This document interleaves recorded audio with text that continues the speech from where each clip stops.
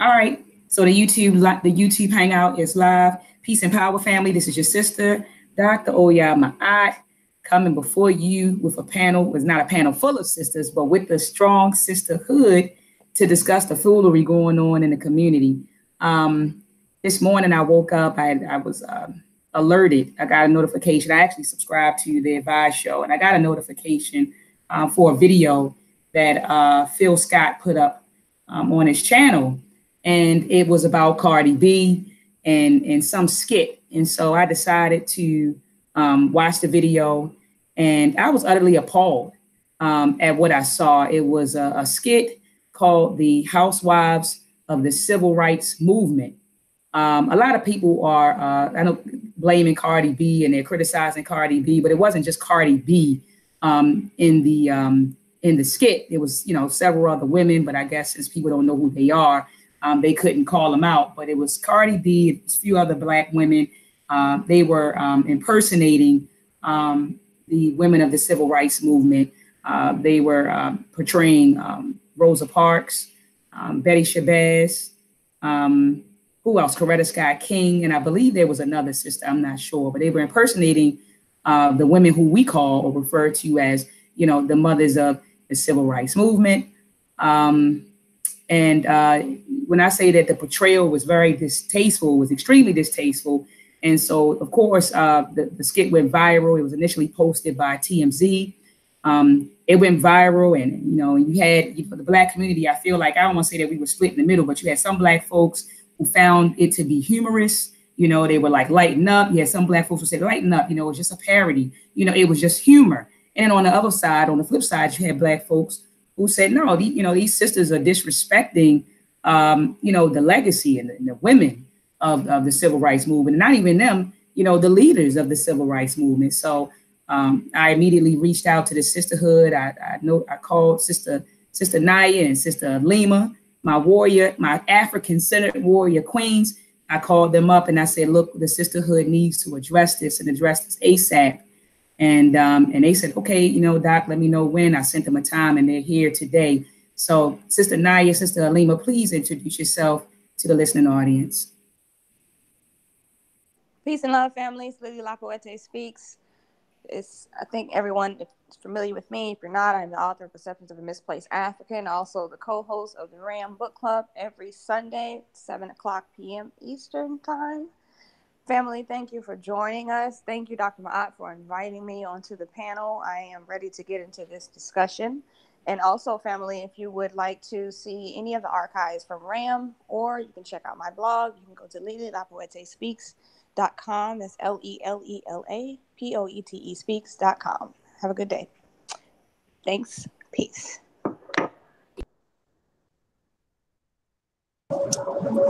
Peace, family. This is Naya Amara. I'm so excited to be on the panel today, having this discussion. I think that it's important that we continue to build. We continue to clarify the narratives and discuss what must be done. And I'm just here to provide support and have a discussion. Thanks for having me.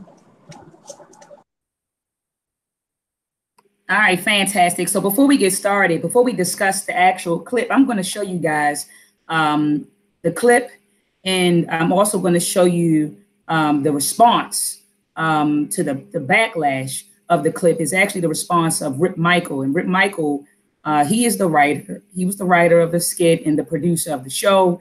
And he, along with his team, which is predominantly Black, produced the Housewives of the Civil Rights Movement. And so you'll see the clip, and you also, Sister Raziki, you joined us. So Sister Raziki, before we get started, introduce yourself to the viewers, to the listening audience. All right, peace, sis. Before I turn on my camera, let me just do that real quick. So peace and love, everybody. I am Raziki Zafira. I'm a transformation and empowerment coach, and I am happy to be here with you all. All right, so we have the crew back in the building. I also invited Sister Raquel Ali. I don't know. I don't know why she's having a tough time getting on the panel, but I invited her, and I also invited Sister Kaba Nepti Aunt, but she hasn't been online all day, so I don't even think she saw my invitation. But anyway, I'm going to show you the clip, and then I'm going to show you the response. Of Michael to the backlash that he and his team have been receiving because of the clip. All right. So this clip is coming from Phil Scott, the founder or creator of the Advice Show, which is a very popular YouTube channel.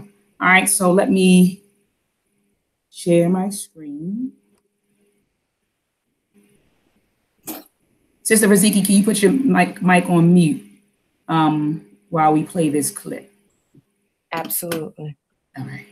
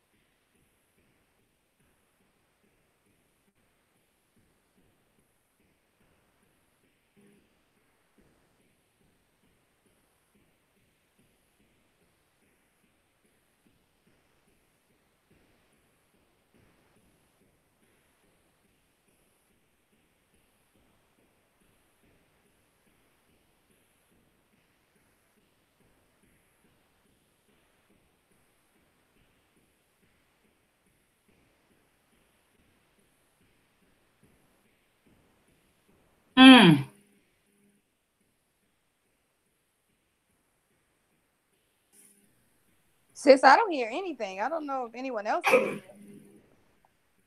Let me stop it. Can anyone hear it? No one can hear it? I never heard it. I didn't hear a word. All right, so let me take these earphones out. Hold on. Tell me if you can hear it now. I hear it now. Okay, cool. So a lot of people are upset right now with Cardi B because Cardi B participated in a comedy skit where it was called The Real Housewives of the Civil Rights Movement. Now, I want you to check out the quick skit that they kind of put out and why people are upset with Cardi B, and we'll come back and talk about it. So I've decided to invite the ladies over for some drinks so we can plan this rally because nothing can go wrong for Martin and me. So happy that I can get you ladies here so we can talk about this movement.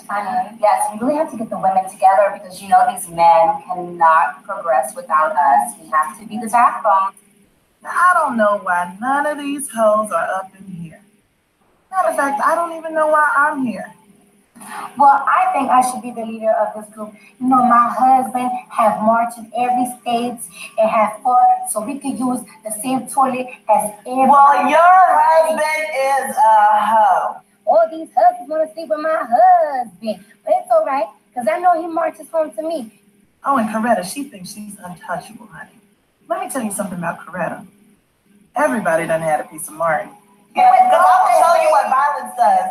I will show you. Okay, well, I want you to show.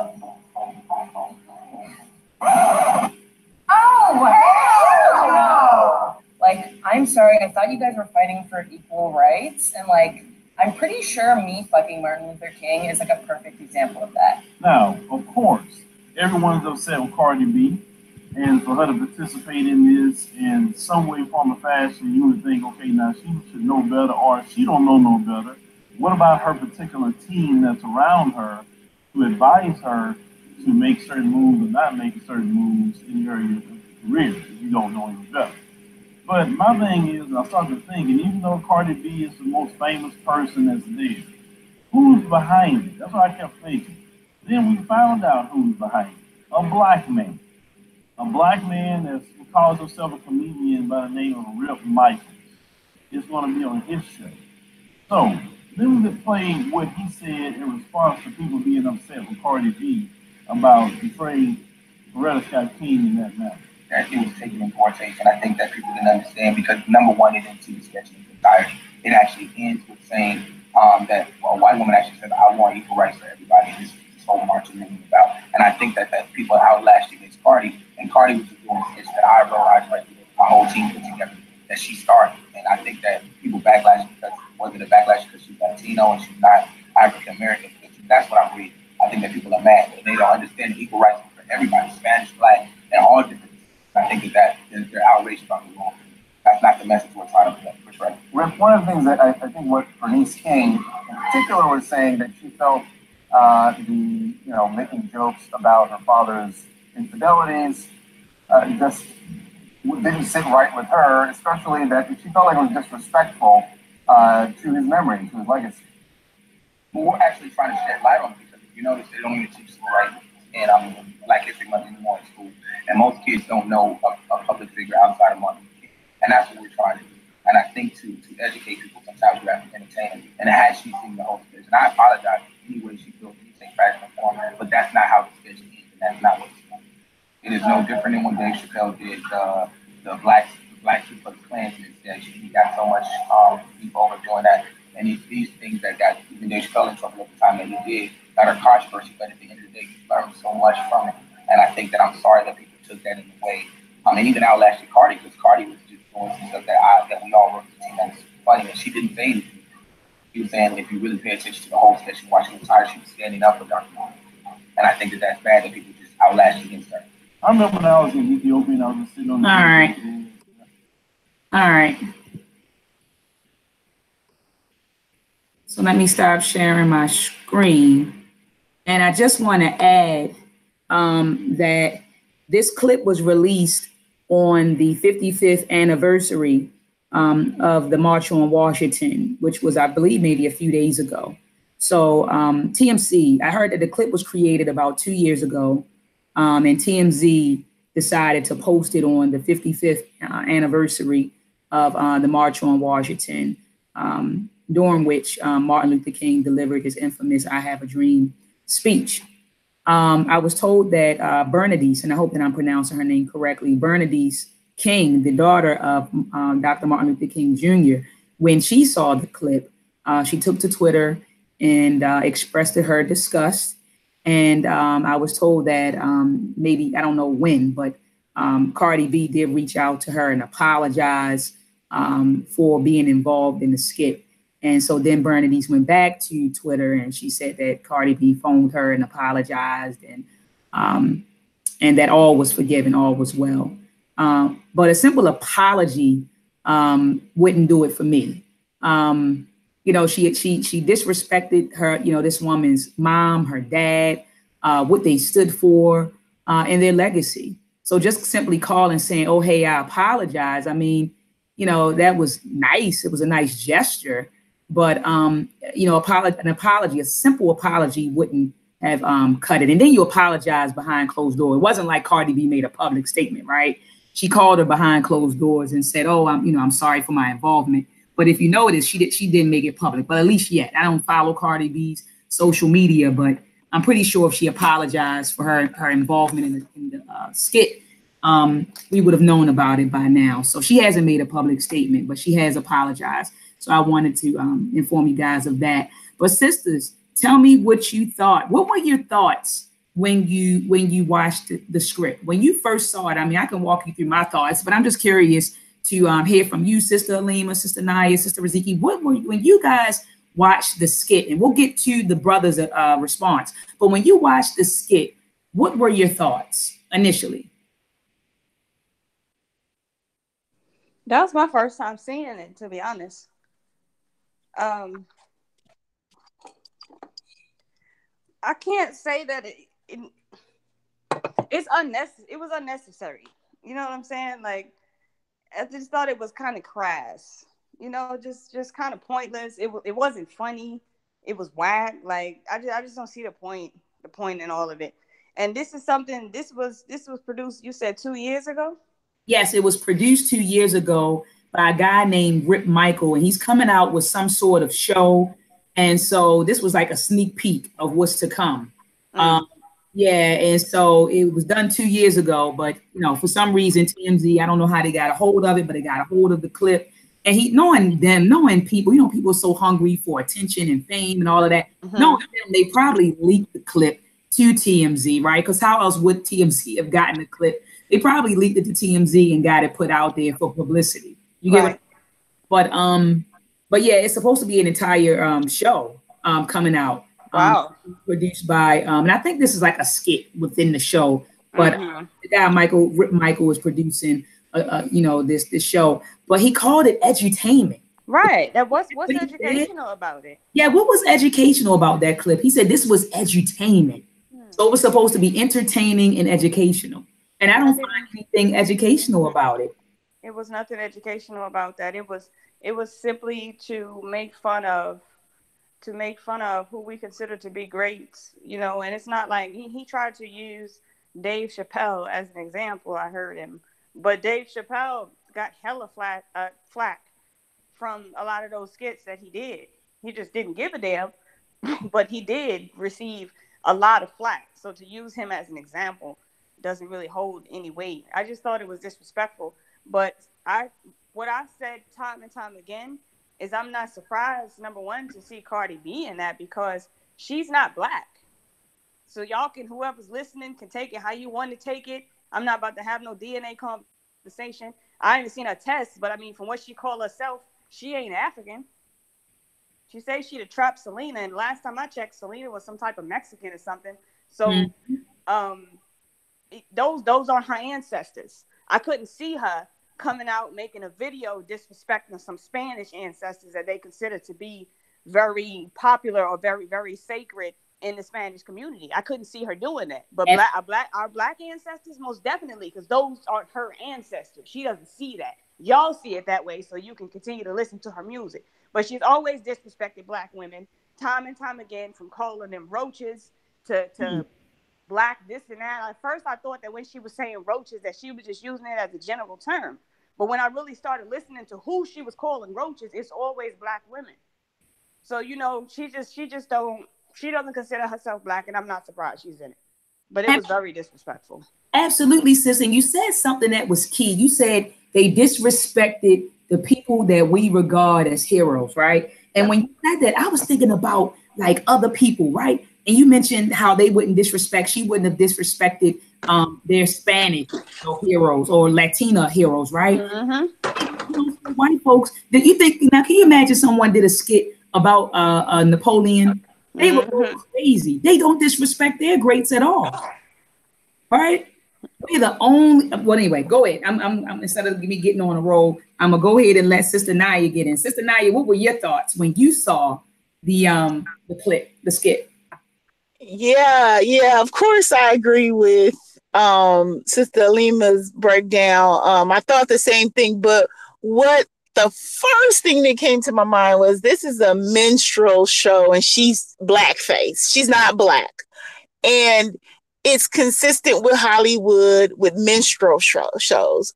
All the characters who were on that show was playing the classic black woman based on how Hollywood view us, as ghetto, not smart, attitude, head moving back and forth. And you see the white woman. So for me, it was a minstrel show. And like Sister Alima said, the only purpose of the skit was to make fun, not only of the people that we respect, but of African people in general. And that's what they do in Hollywood. They make fun of us. If Dave Chappelle, speaking of him, he talked about it. Like they wanted all black men have to be in skirts and dresses. So when I first saw that they took a liking to Cardi B, I immediately knew why. Because she's a perfect character for their minstrel shows. How she talk, I'm saying you're not saying like all that dumb shit. Like who talks like that? I have 11 aunts. Like none of us talk like that. Like her whole purpose is to reflect ignorance. So I wasn't surprised, but that was the thing that I saw the most as a minstrel show. And you see it all across television today. And, she is just one of those people. Unfortunately, she's not Black. She hasn't been raised by a Black woman. She knows no better. So I'm not surprised by it at all. All right, so for those who are joining us, I see that the numbers going up. For those who are joining us, we are talking about the Housewives of the civil rights leaders. This clip went viral. It was posted by TMZ on the anniversary of the March on Washington, the 55th year anniversary of the March on Washington a few days ago. And the clip has gone viral, and the sisterhood is addressing the foolery tonight. Sister Riziki, what were your thoughts on it, sis, when you watched when you saw the clip?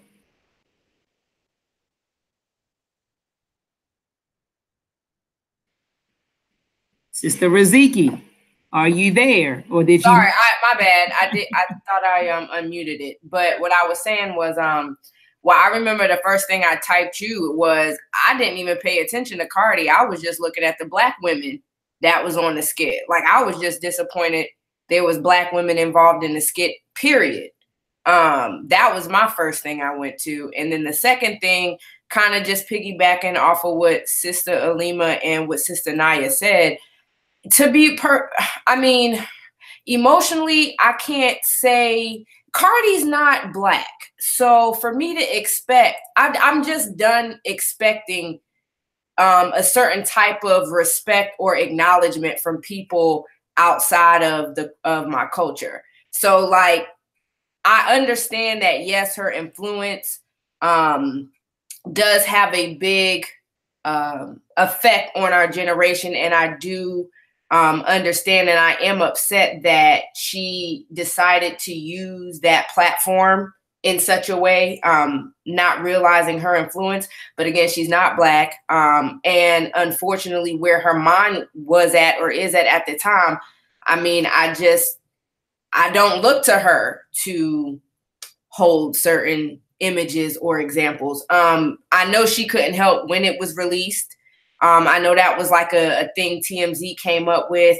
But like we see it every day, not just her, but every day we out here disrespecting the legacy of ancestors. And she was just another one who did it. And, this really just showed how much we do rely on celebrities to impact our generation. And yeah, like I was just disappointed more so in the Black women for being involved.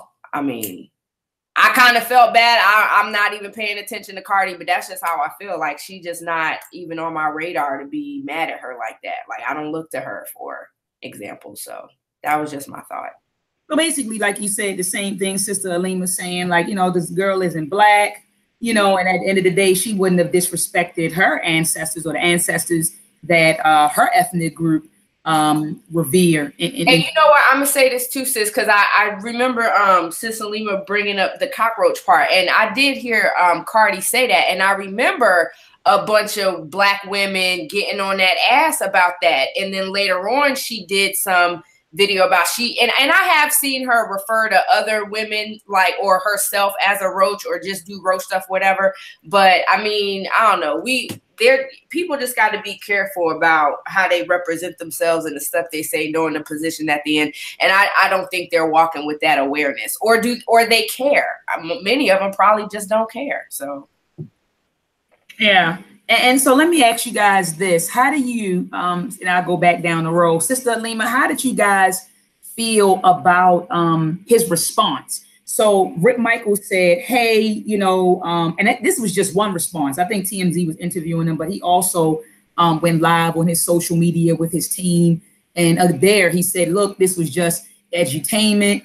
It was, it was meant to be funny. It was a parody. You guys don't need to have a sense of humor. Don't get mad at Cardi B. Get mad at me. I'm the one who wrote it. And then he went into civil rights, and he talked about how civil rights was for everyone. And I have a major problem with that, because when I look back at the civil rights movement, and I'm talking about like looking at pictures, photographs of Black men and women sitting at lunch counters, right? I don't recall seeing, the Latinos, the Mexicans, the Indians, and everyone, at the lunch counter with us. I'm just saying, this is just me. And again, I'm not a scholar in the civil rights movement, right? But what I can say is when I look back at old video footage of them in line, and I'm looking at dogs attack the marchers. And I do remember in the lines, I did see white folks in the lines. There was some white folks and some Hispanic folks in the line. But what I'm talking about is,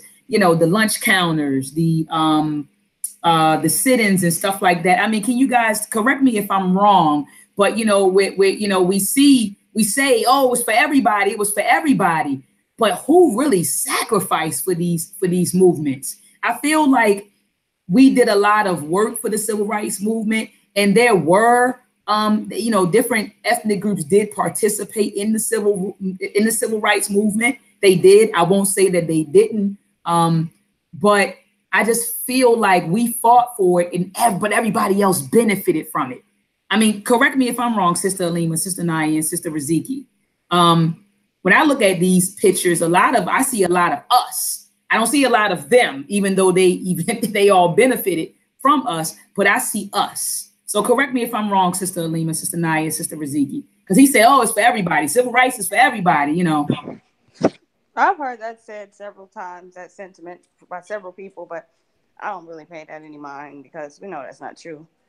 Because at the end of the day, we're the only ones who really had to fight to be treated civil. So I don't really see how that applies to everyone else. But as far as his response, I mean, it was silly, number one. It was typical, number two. People always respond and try to deflect and then act as if they're doing something that's like so deep.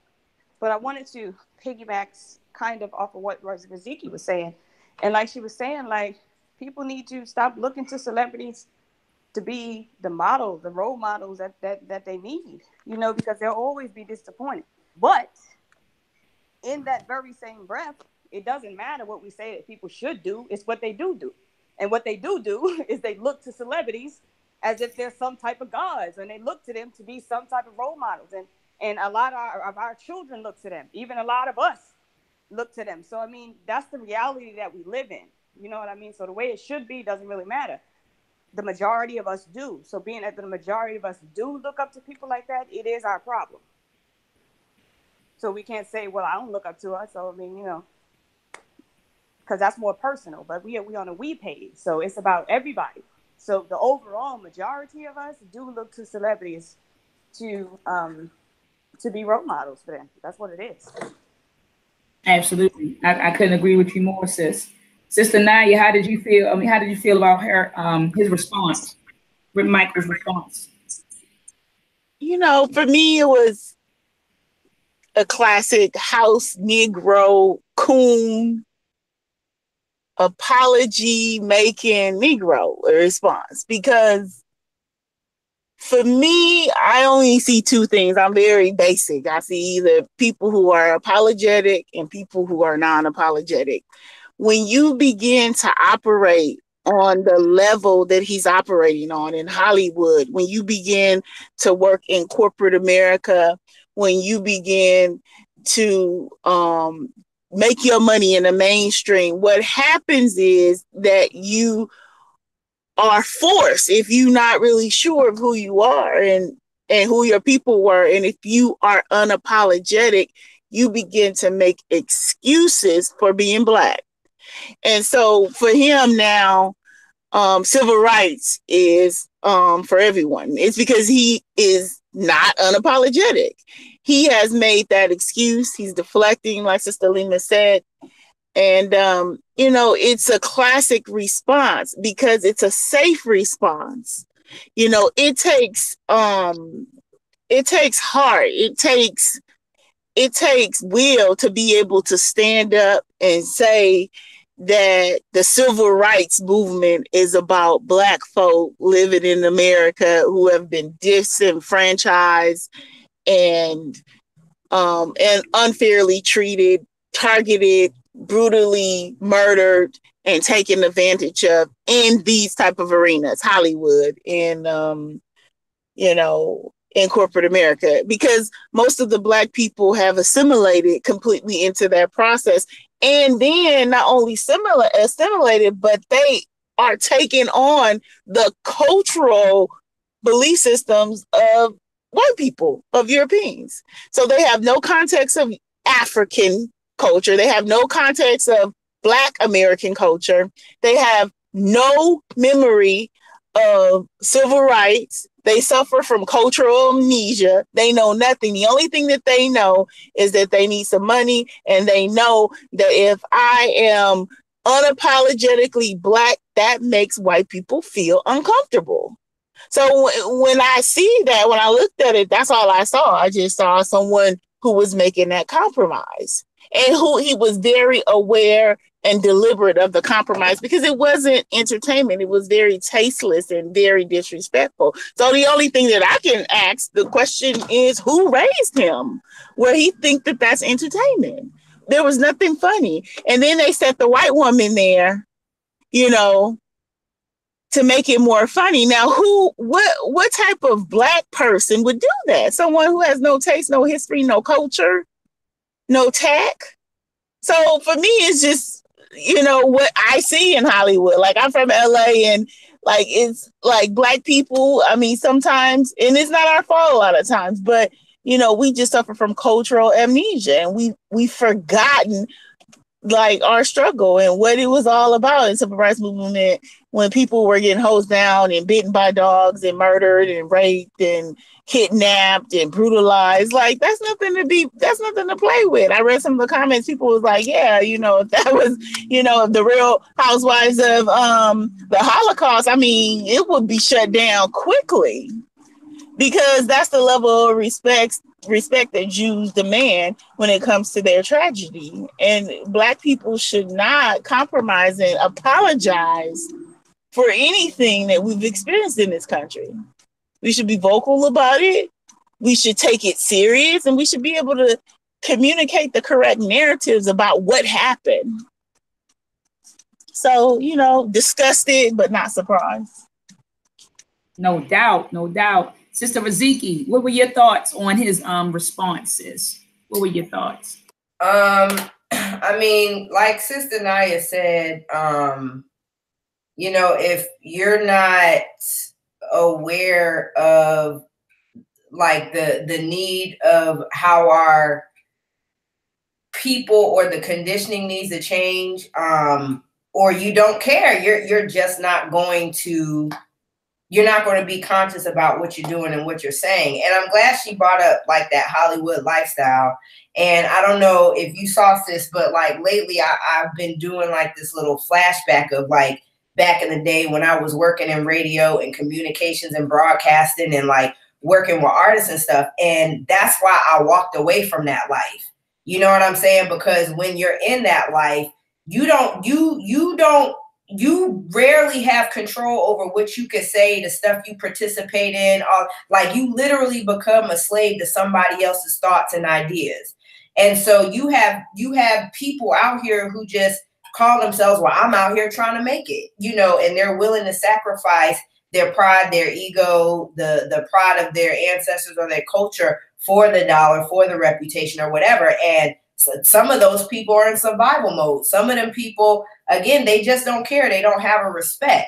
And, you know, me personally, you know, I feel like it's just sad, but like, what can you do? It's kind of like you trying to beat a dead horse, or you leading them to the water and can't make them drink, right? So it's like you have certain people who, I mean, they just not going to care. And that's just the reality of it.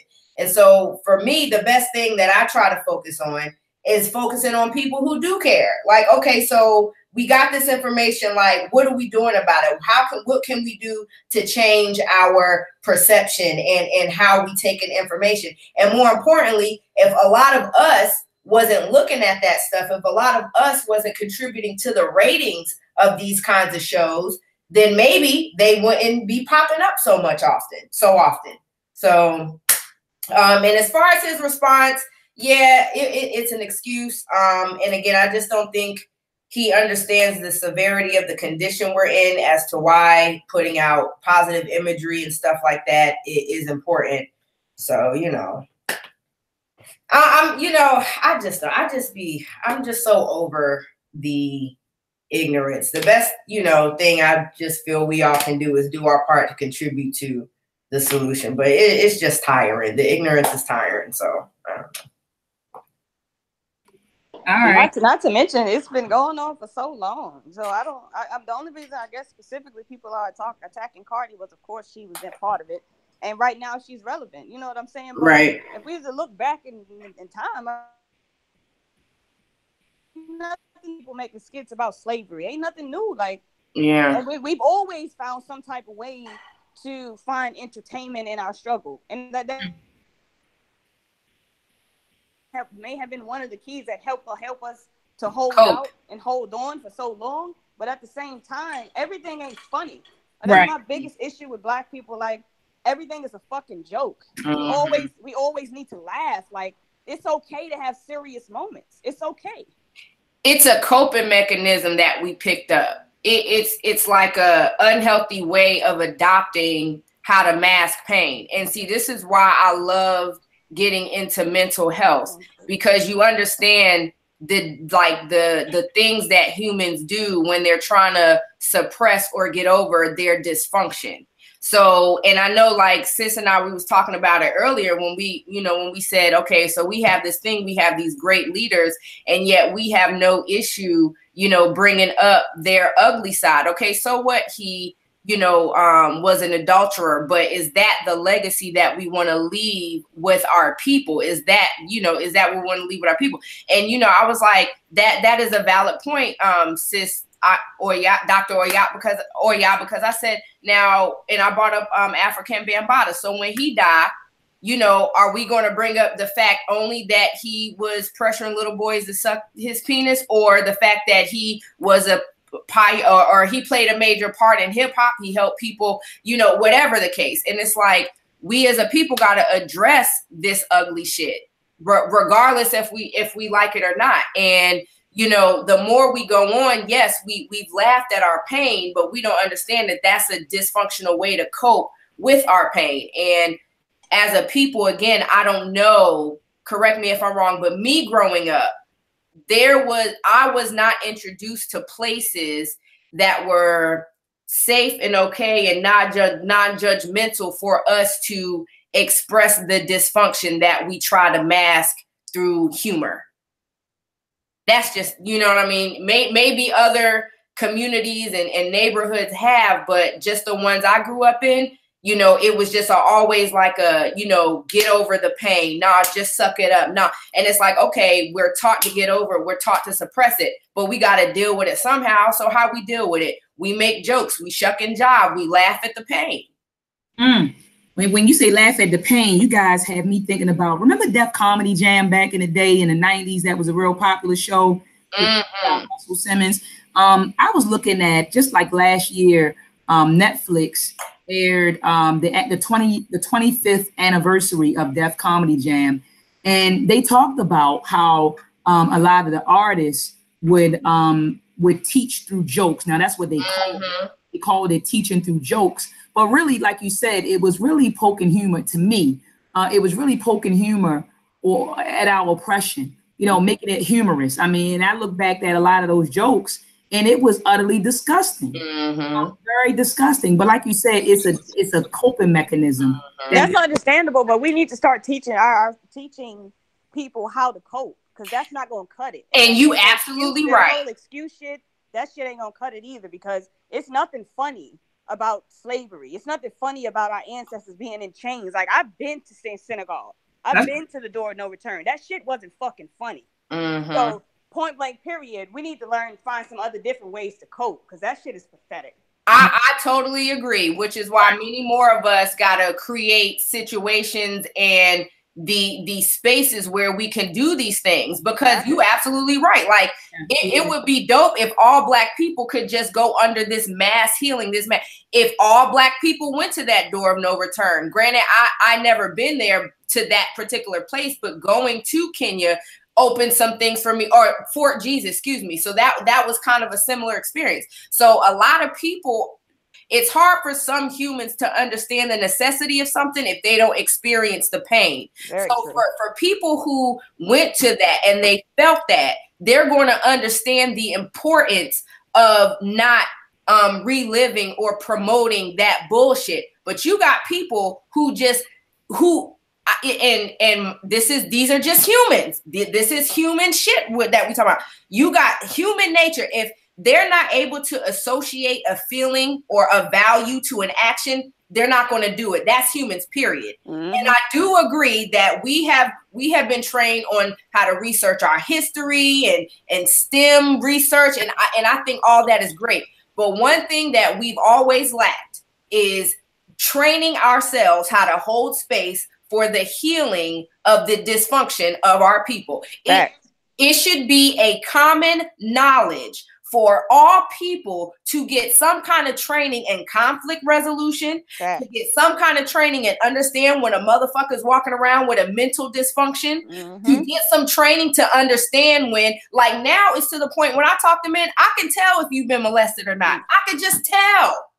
But we have not been with that training. We've been which I understand, we've been so focused on, let's build a nation, let's get our finances, let's do technology. But my thing has always been, it's so hard to build a nation with dysfunctional ass people. It's the challenge. Facts. Yeah, I agree 100%. We got to heal. We have to heal first. We have to heal. Very powerful what she just said. I mean, that's straight facts. Yeah. Cannot build no nation with no sick ass people. And everybody keeps talking about, let's nation build. I ain't with the shits. Y'all go by yourself. Right. And if y'all ain't trying to, like she said, heal your minds, we're not gonna do anything but destroy each other.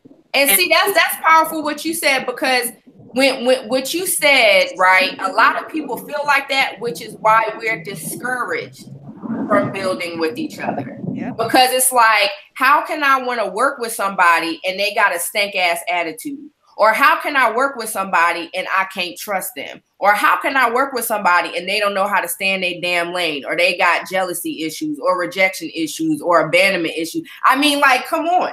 Even still, we got to deal with the fact that you got people who are prominent in our society who really do contribute. They contribute good things, but they do fucked up shit behind closed doors. How do we address that? Facts. That's just like Dr. Oya or Sis Alima. If you was going to build a nation right now and you had all these scientists and doctors doing an excellent job, but then you find out like a couple of them beat their wife or they abuse their children or they like, what's the protocol for that? Do we just kill them niggas and throw them away even though they contributed all this stuff to society? Or do we train ourselves to, learn how to prevent or recognize some stuff before it boils? Do we create spaces to say, you know what? I am a productive member of society, but I'm having these feelings towards little boys. I'm having these feelings towards abusing women. Like we don't have that. Talk about it, sis.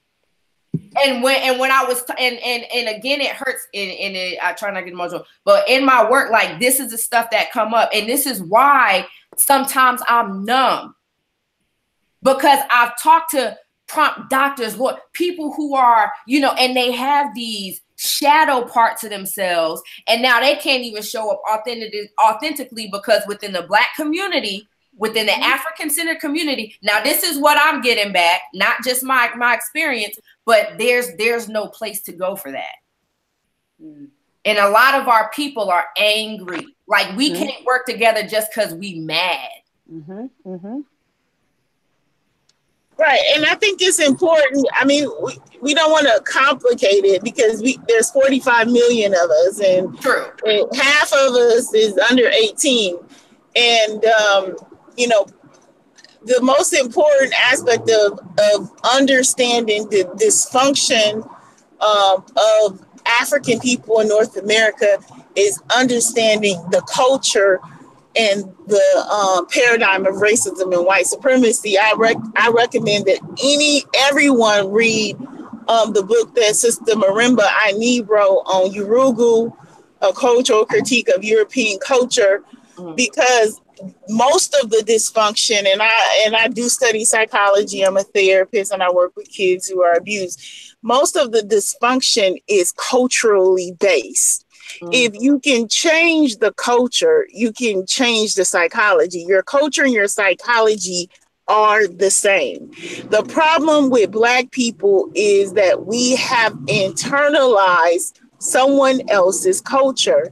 And that in itself has the ability to create a psychosis. And so a lot of times what happens is that we develop personas, and it may be whatever persona. It may be the sexualized persona. It may be the B-girl persona. It may be the gangster persona. It may be the lesbian persona. It may be even the African-centered persona. Whatever persona, a lot of these personas, a lot of time originate within the European paradigm. African culture is so rich and it is so authentic. And there's something about the culture that prompts you to become authentic when you begin to study. And when I'm talking about culture, I'm talking about language. I'm talking about spirituality. I'm talking about family systems, food, music, the way of living. And a lot of Black people have accepted this culture as our own, and therefore we're living out someone else's psychosis. And in your psychosis, you will do anything. You will be an African Babada. You will be a drunk, and whatever is okay for them, it becomes okay for us. Because in Africa, certain things you do, you're gonna get the brakes beat off you. And they don't care it's not Western, it's not African, it's not the African way. And sometimes it's difficult because then you have people who feel that they can't self-express, but it's important because you got to think about it like humans. Homo sapiens sapiens, we're not smart naturally. It takes 21 years for you to develop the frontal lobe of your brain. You don't even begin to think critically and rationally until after 21. So you're done. You're pretty much dumb until 21. Now, you have people who are geniuses and who can add and count and calculate and do math. But in terms of your executive functioning, what is needed most time to be able to make good decisions and rationalize and have great insight has not developed yet. So that's where the culture comes in. That's where the community comes in. That's where mama comes in. That's where grandma comes in. And that's where people come in and say, you need to sit down. And so Black people and the enemy have purposely destroyed that, because even after slavery, we had it. Slavery did not, and please, I'm going to say it real slow for you. Slavery did not destroy the Black family. It did not. The Black family has been destroyed in the last 50 years. And part of it, the majority of it, is a result of entertainment. What you see on TV, what you read, the imagery, right, and what you saw on that YouTube channel was imagery. When we as humans, when we see those images, it is embedded into our psychological and ourselves. And we can reflect that. It's not always conscious, but if you look at like some of the trends, of this new generation, you see how effective the enemy has become as using imagery as a way to dismantle and destroy the Black family. So when we're looking at psychology, we don't want to internalize their madness. The madness that we have is because we're living through someone else's lens. When we begin to become authentic and be African, that's when we have no fear. That's when we are unapologetically, and that's when we say what we want to say, and that's when we begin to take control of our women, our children, and our families. So I just want to hold up one sec, Sister Riziki. I just want to interject because you guys said so much. I mean, I was typing away, like go in, like I was just pumped up. So I had my mic muted for a little bit, and I unmuted my mic because you guys dropped a lot of jewels, and everything that you guys have stated, it makes perfect sense. I want to go back to something that Sister Naya said. She started talking about mental disorders. And that's exactly what I saw when I watched this skit. I saw mental disorders at its best. Because remember earlier, Sister Riziki, you said, damn, when I looked at the skit, you said, I was thinking about the Black women in the skit, just thinking, how could they participate in a skit like that, right? Like, right. How could you even agree to participate or to play a role? You get what I'm saying?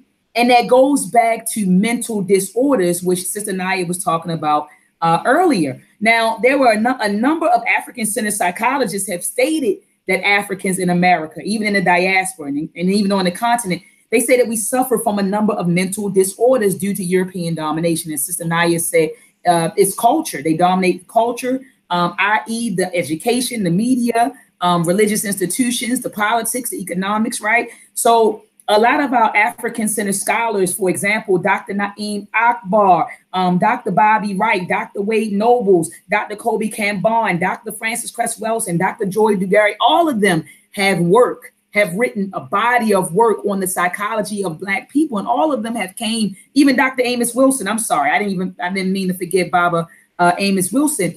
All of them have written books about the psychology of African people, and all of them have said that we suffer from mental disorders. I think in the psychology of the Black child, the developmental psychology of the Black child by Dr. Amos Wilson, he stated that all of us are dysfunctional here in America. All right, and that's why our psychologists wrote a number of works like Breaking the Chains of Psychological Slavery, Know Thyself. Bobby Wright wrote Menticide, right? So that's why they have a number of these works. So anyway, I want to ask you guys this, well, Sister Naya in particular, because I know she's a psychologist.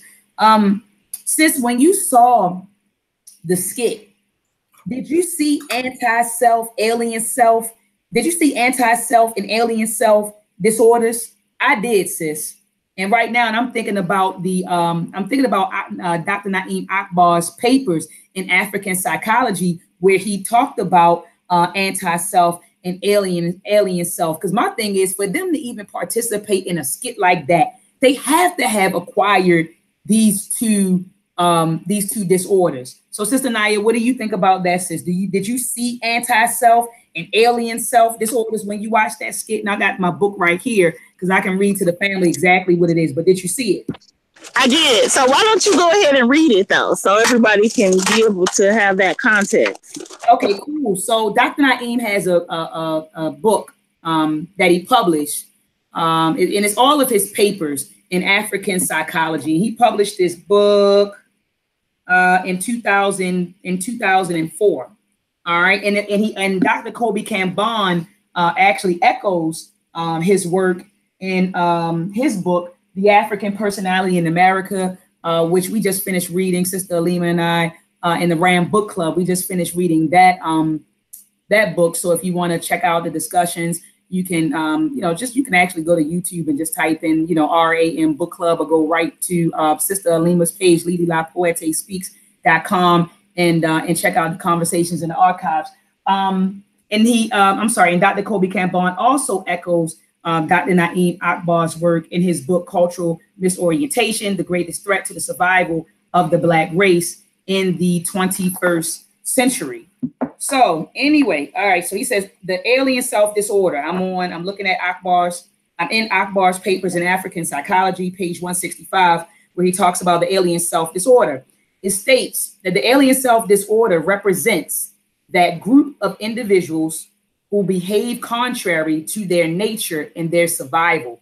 They are a group whose predominant behavior patterns represent a rejection of their natural and cultural valid dispositions. They have learned to act in contradiction to their own life and well-being. As a consequence, they are alienated from themselves.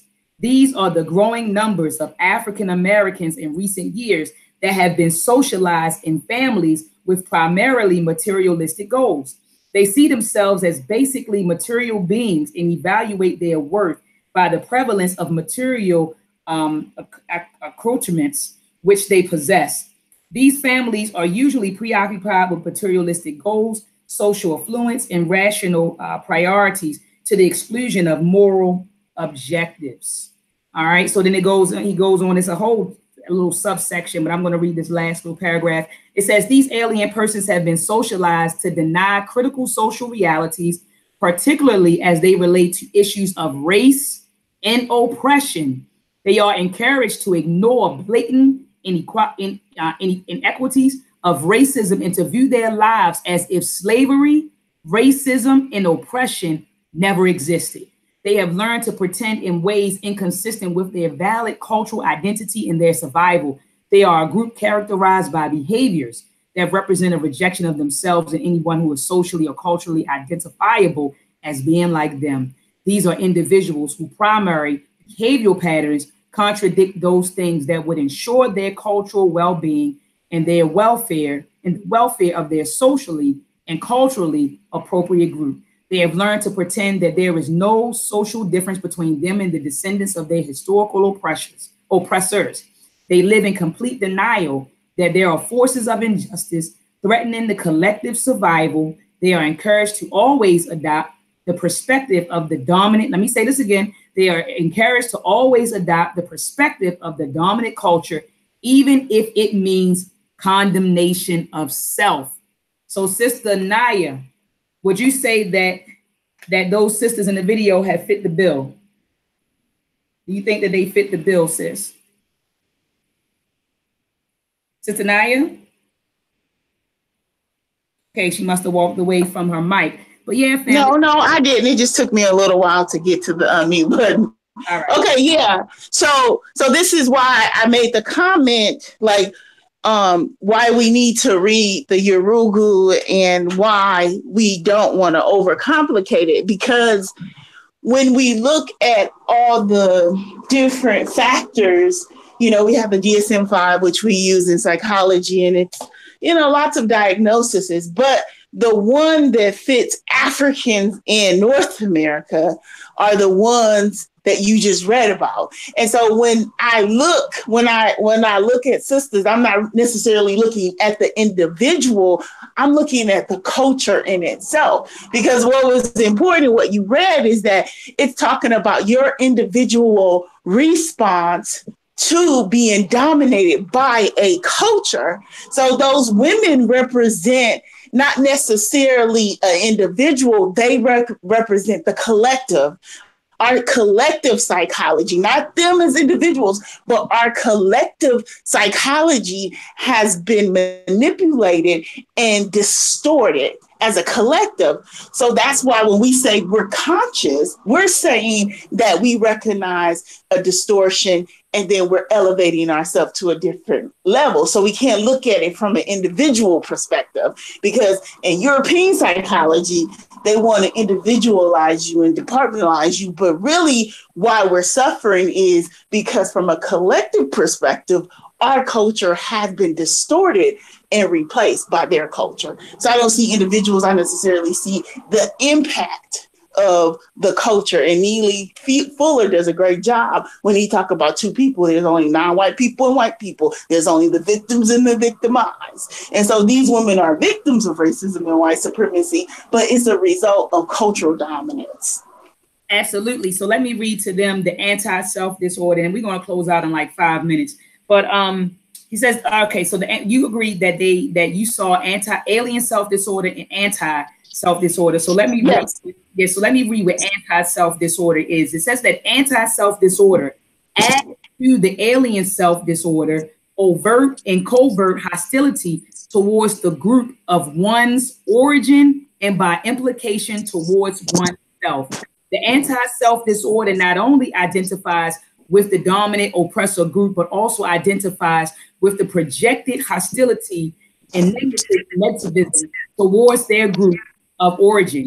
In the terms of Frantz Fanon, 1958, they represent the true colonized mentality. They have so thoroughly identified with the colonizer and slave master that their desire to preserve the very social structure and values that accounts for their oppression. Oh my God, let me say it again. They have so thoroughly identified with the colonizer or slave master that they desire to preserve. They want to preserve the very social structure and values that account for their oppression. Fanon describes the colonized mind as one who seeks to restore the system of white supremacy that existed prior to the actual liberation of that people from their colonizer. Says that the dangerous aspect of this group is that unlike alien self disorder, they feel quite comfortable with their alien identification. Most often, they exemplify the very epitome of mental health according to the standards of the democratic sanity. They are usually the very model of stability in the context of the dominant group. They are held up as models for how the members of the oppressed group really should act. Dominant group members often compliment them by proclaiming, "You are not like those others." The danger from this group with the anti-self disorder is that they are unlikely to seek help, as is the case with the previous group. All right, so then he goes into the alien self group often. So he's comparing and contrasting the anti-self disorder group from the alien self group. So I'm not going to read that. But what are your thoughts on that, Sister Naya? Would you say that they fit the bill with this particular disorder, the sisters in the video? Yes, definitely. As a group, you can see as a group, and someone asked a great question, how were the sisters able to do that, even participate in that process, and how the brother was able to sit down and write such a vile script is because of the description you just wrote is that they see themselves as part of the elite, especially when you get to Hollywood.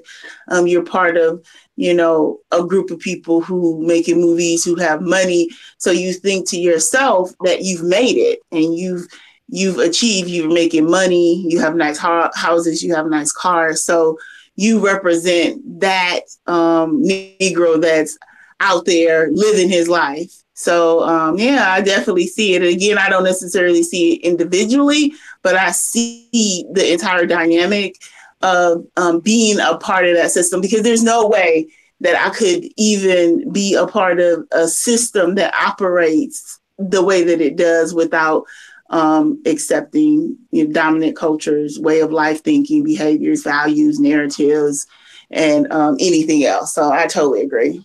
Now, early in discussion, you mentioned culture and how culture plays a role in our psychopathologies, right? You mentioned culture being the root, and you're saying how we practice an alien culture, and therefore we have adopted, alien values, alien behavior, and etc. Right? Well, Dr. Kobe Cambon family, he talks about this in his work, The African Personality in America. He also talks about it in his book, Cultural Misorientation. In both of these books, Dr. Kobe Cambon argues that cultural misorientation is the precursor of all of these different mental disorders that Dr. Naeem Akbar, Dr. Bobby Wright, there's another psychologist, I can't think of his name right now, but Dr. Kobe Cambon argues that cultural misorientation is the precursor of all of these mental disorders, okay? And let me read for you briefly the definition of cultural misorientation.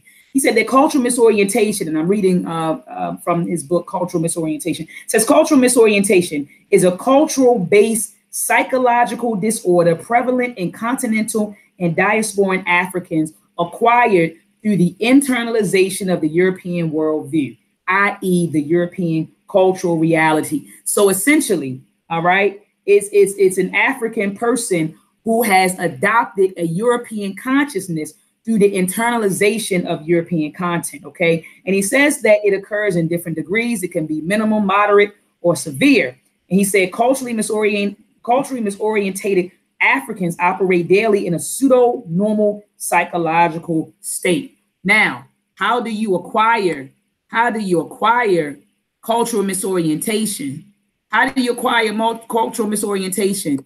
This is the diagram right here that he shows in his book, The African Personality in America. This is a book that was published by Dr. Kobe Cambon, I believe, in the 90s. So here it is. It says dual pathways of African personality development undergirding the formation of cultural misorientation.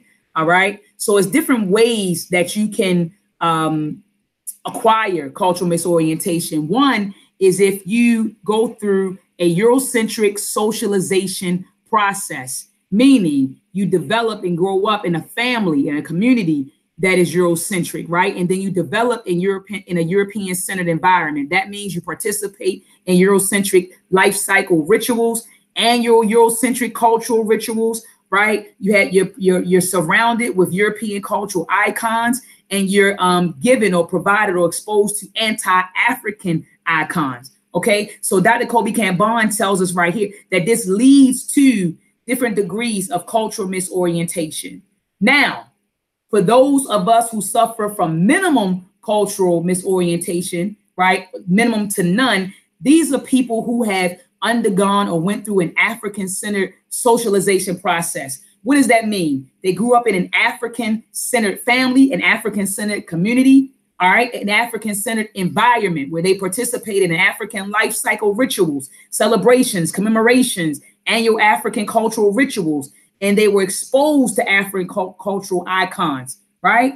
And so these people develop what he calls a strong African self-consciousness. And these are the people who would suffer minimum to none cultural misorientation. So I just wanted to show that to you guys. Again, please go to the archives and check out the discussions on the African personality in America by the RAM Book Club meetings. You can go right to YouTube and Google that. But I have nothing left, Sister Naya and Sister Riziki. Do you guys have any closing words regarding this skit that has gone viral? Any closing words?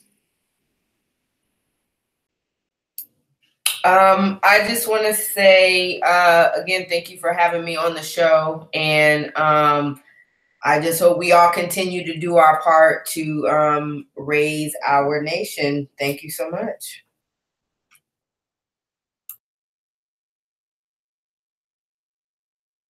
Oh, okay. So Sister Naya got out of there. Look, Sister Naya got out fast. Sister Look, I was wondering who had closing words, but okay, family. I really enjoyed this discussion. Thank you guys for tuning in. Till the next time. Peace. Peace.